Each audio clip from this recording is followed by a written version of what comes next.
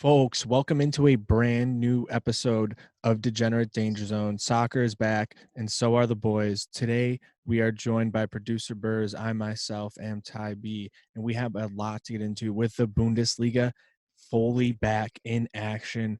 A loaded slate of action on Saturday. Bers, how are you feeling after that?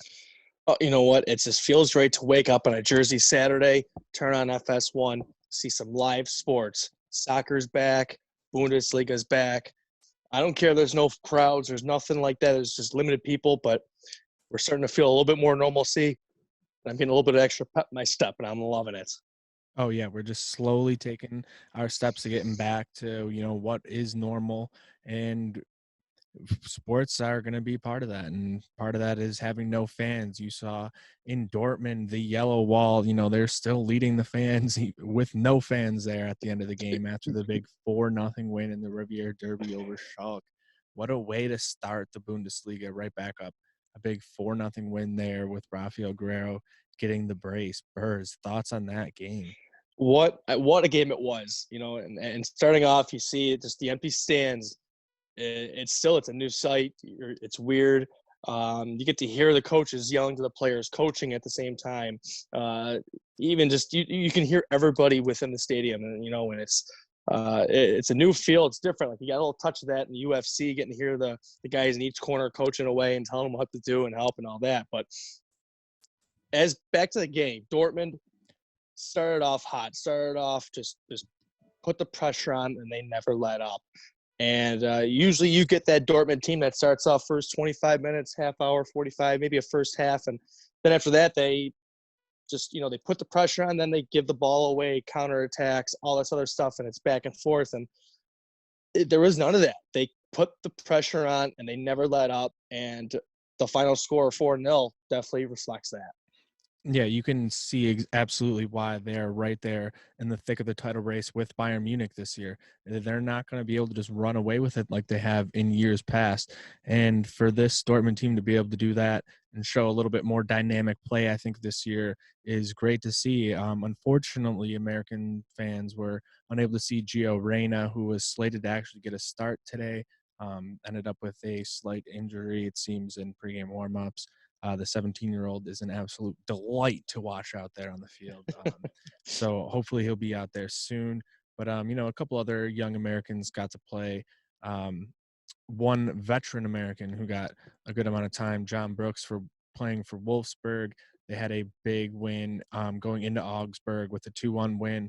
Augsburg's manager was unable to be with the team because he broke some quarantine rules going out to get some cereal or something like that. That is Burrs, not what do you think about great. that one? Yeah. You cannot do that. And you know what? I've mentioned this to you before off camera, but one of the biggest things that I love about the Bundesliga is no matter what two teams are playing, there always seems to be fireworks. There always these late game heroics. You're not getting these tie games going into the last 15 minutes and having teams probably set up a wall, back it up. Let's just take the point and let's get out of here.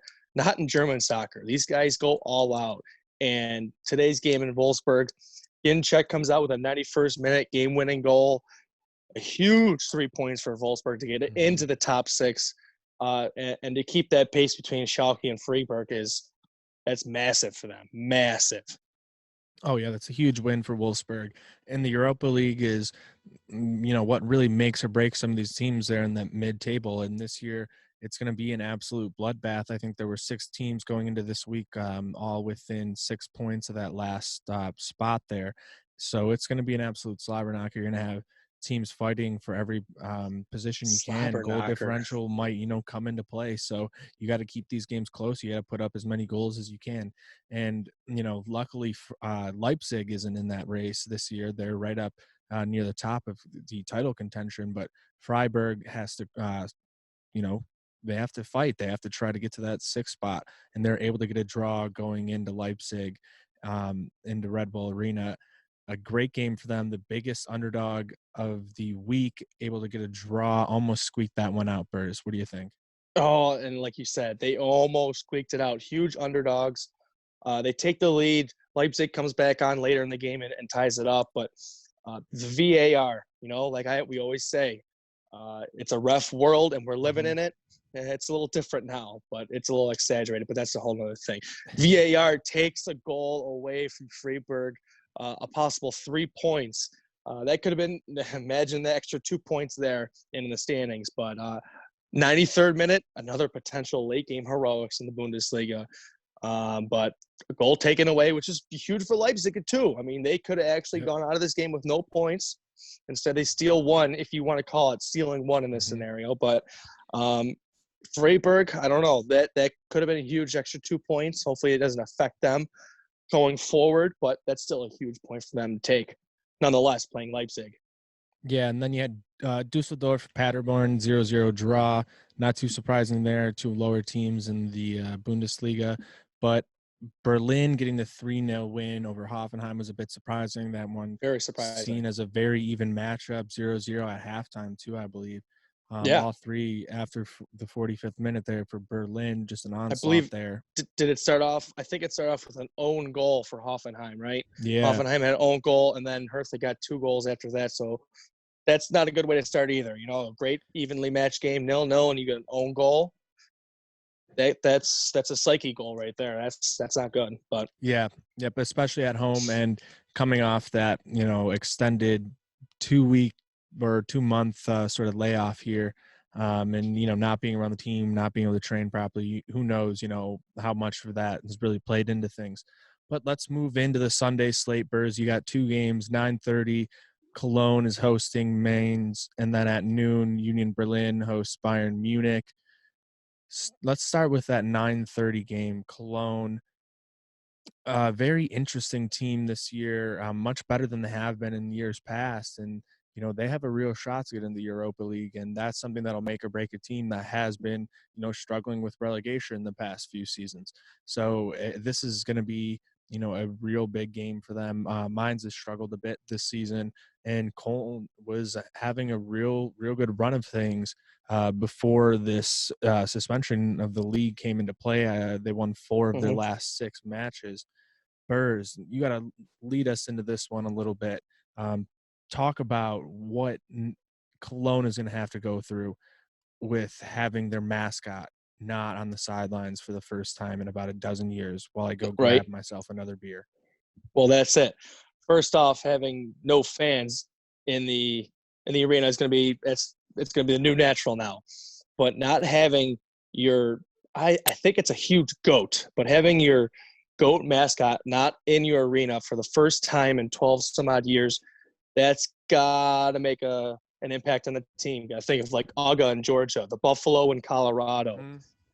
They got they got a Falcon down to the War Eagle in Auburn. Got a Yep. lot of different live mascots. That's going to take a little of an impact. But with that said, Cologne, they played pretty good football coming into the quote unquote break, and I think they can keep this going. This is a solid team that they want to make this big push to get into the Europa League. Lucky if they can get into the Champions League. But for some teams, getting into the Europa League or dropping into the Europa League is a disappointment for some. But like for Cologne, like we said, a smaller club with less success over the years, getting them into the top 6 Europa League, more money, more exposure, better players. That's huge for them. So I like the way they're playing. I like the fire they have, and they got to go in at home with so many things that are different, pull out these huge 3 points against Mainz. Yep. And I think they do And, that. and I think that they're going to be able to do it. That's going to be my first pick of the day is going with Cologne full time. They're minus 111 in that one. I think they're going to be able to get it done. Mainz hasn't been able to, put up some of the same numbers that they have in the past few seasons because they've lost some of these guys to transfers. Because this is what happens when you're right on that precipice of the Europa League. You can't quite get there. You're not getting over the hump. You're gonna have to sell some of these players to recoup some of that money that you're not getting the extra dividends for finishing a little higher in the league. Plus, getting into that Europa League spot because that is a huge chunk of television money. We think about that in American sports. It's sort of the same there, but you have to get into those to get that extra money. And then my second pick is going to be in that game as well. I think you got to look right at Jan Cordoba to score anytime. I think there's a ton of great value there at plus 162. He scored in 7 straight home matches for Cologne. I think it's sort of like, betting Tom Brady and the Patriots back in the day.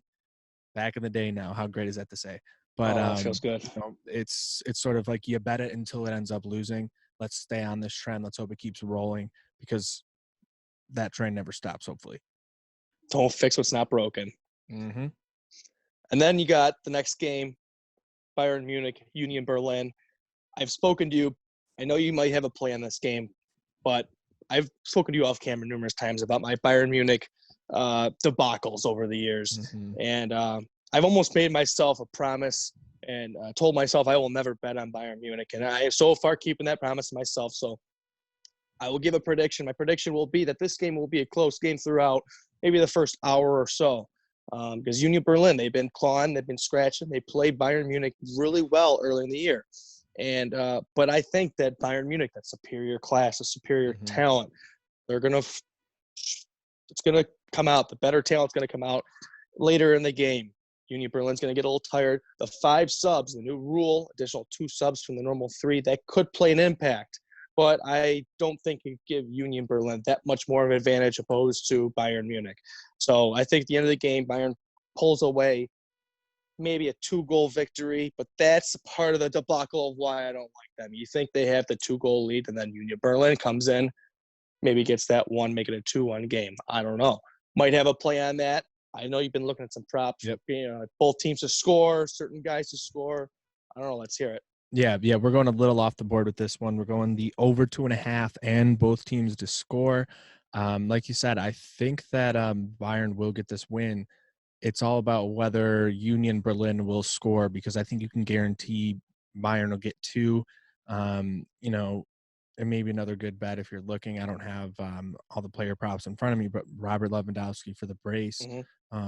Betting him for just 1 goal probably isn't really worth it. If you're looking for a little bit of value, but he's been scoring in droves this season. He has 25 goals to lead the Bundesliga. You look at him, Serge Gnabry's been playing great. So, yeah. So there's a couple of good guys if you're looking for player props there. But yeah, like I said, you're pretty much betting on just Union Berlin to score at plus 137. I think that's good value after the way they played each other the first time. They were able to keep that one a pretty good, even matchup. I think it's going to be similar for most of that game. Those extra subs should really help them. And I think that'll, can't hurt difference there. Yeah. To have those extra fresh legs late in the match against one of the best teams in the entire world, I don't think that could ever hurt. It can't hurt. Definitely not at all. But like I said, like today, I had a great luck with Mönchengladbach. Those props scoring over half a goal in the first half. Oh yeah, 43 seconds, I cashed that. Flip side of it, I could see me coming in saying I want Bayern Munich minus 1.5, and they're up 1-0 the whole game. Then they get that second goal in the 80th minute, 85th minute. I'm sitting happy. Bayern's up 2, and then Union comes in with the 92nd minute, gets that goal, that backdoor plus 1.5 goal. And that's where I'm sitting here. I'm like, today I might great win, but tomorrow the Bayern Munich curse would come in and bite me. But I'm not going to fall for it. Not so fast. Not so fast. But isn't that one of the things we've all been missing? That extra little thrill. Oh, I'm so glad that it's back. But you have to learn from history, or else you're deemed to repeat it. And I am going to learn. Bayern Munich, not so fast. Not the Bavarians. Well, we're glad to see you're learning, Bers. Hopefully everyone else is too. Hopefully you're able to use some of these picks, and let's get that free money. It doesn't matter whether it's table tennis out in whatever country. I don't even know where Tristan's betting on. He's been doing some crazy drone stuff. racing, Madden whatever Sims, the hell it is. Or the Bundesliga. The chase for free money never stops. Good night now.